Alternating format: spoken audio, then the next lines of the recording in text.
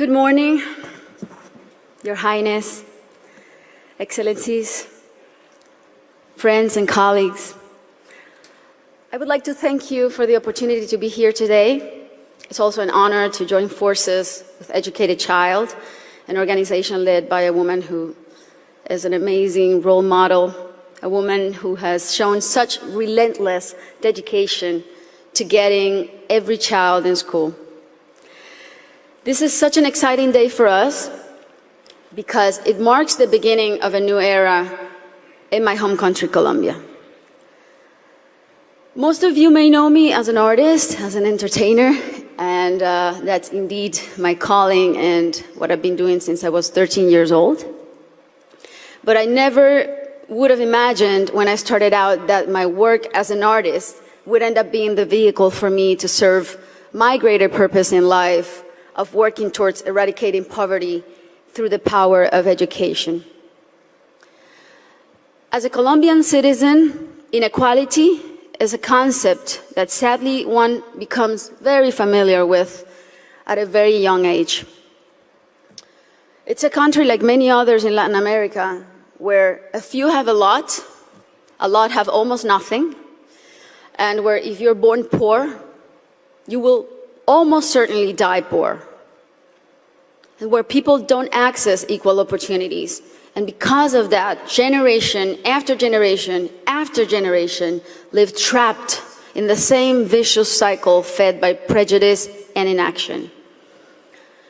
Growing up in my country when I was around 8 years old, I remember I saw kids my age who, instead of being in school, were already working in the streets, were barefoot in the park, kids like me, whose reality was completely different than mine, only because of the circumstances into which they were born.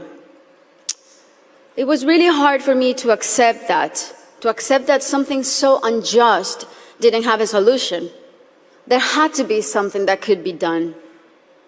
So I often asked myself why the adults around me were so resigned to the fact that these kids, who were just like me, or even their own children, were living in a parallel reality so different and so cruel. As Kofi Annan put it, poverty is intolerable in a world of plenty. So as soon as I had some success, the first thing I wanted to do was to invest as many resources as I could into what later would become the most meaningful project of my life, working for children. So I set out to find a team of people who dreamed big and worked hard and thought like me to help me right the wrongs that I had witnessed throughout my entire childhood.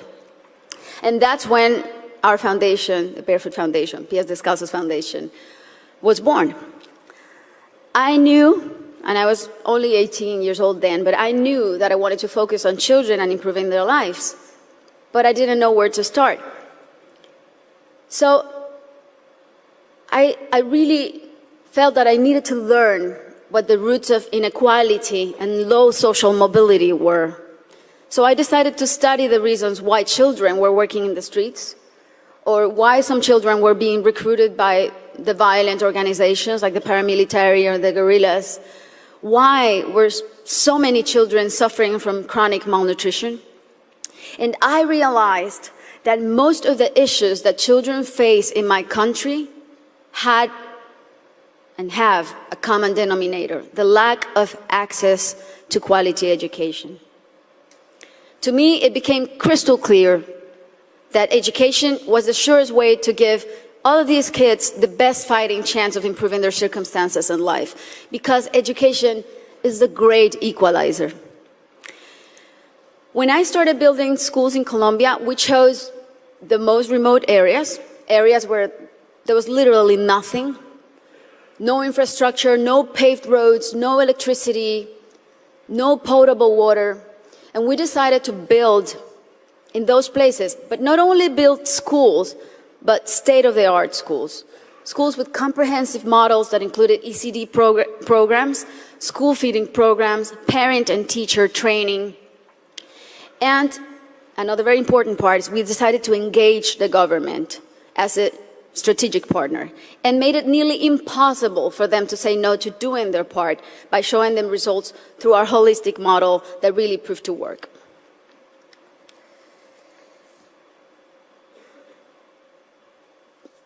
We noticed that as soon as a school is built in those places, everything is transformed. The improvements to the infrastructure were jaw-dropping. Electricity, potable water were made available, made accessible. Roads were paved. Malnutrition plummeted. But the best part of all is the academic results. The kids really responded academically. And now those kids who could have been recruited by the guerrillas or paramilitaries, or that could have had a completely different outcomes for their lives, they're now on their way to the university and thriving in their communities. Some of them are athletes, some of them are professionals.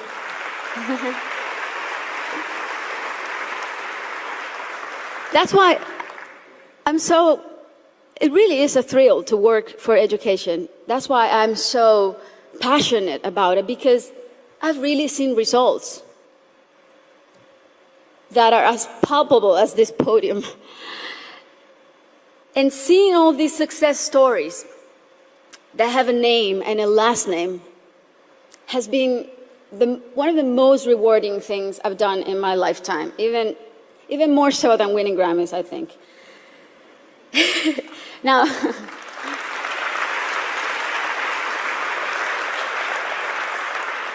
Now, that said, our work is far from being done. Many developing countries are still rife with inequality and internal conflict, and there are a lot of kids who still need to be reached. History is not only the past. History, it's made every day in the present. And what matters now is how we go forward and how we fix what's wrong. And that is the real challenge. This is the goal of the SDGs and what people like Her Highness and myself and so many more of you who are adamant about achieving are here for.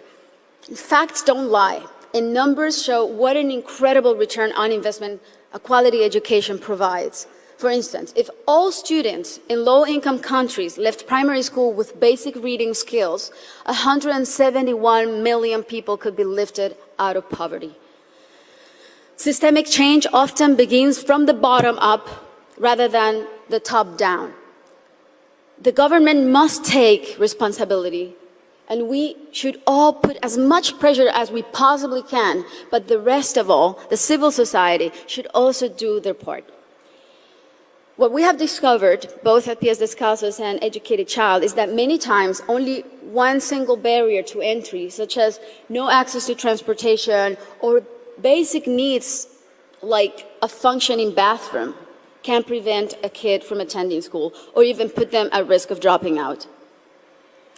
Sometimes all it takes to change a child's life is the security of a hot meal in school or the ease of being able to hop on a bus that will leave you safely at your classroom's door.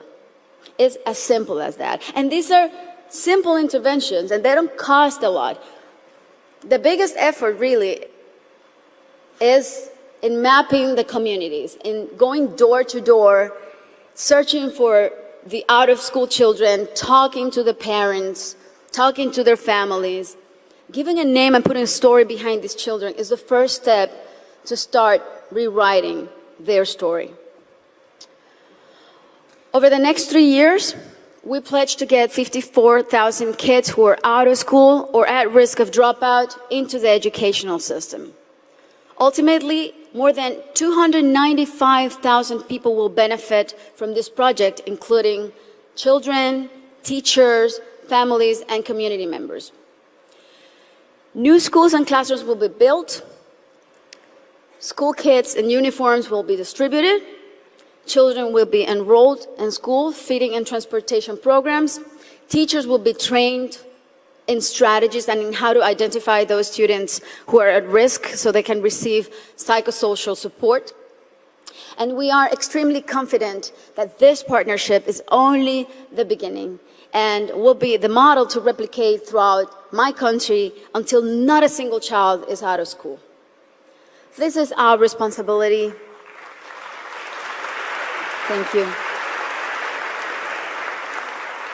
This is our responsibility to our children and our debt to fulfill for the generations to come. Thank you very much.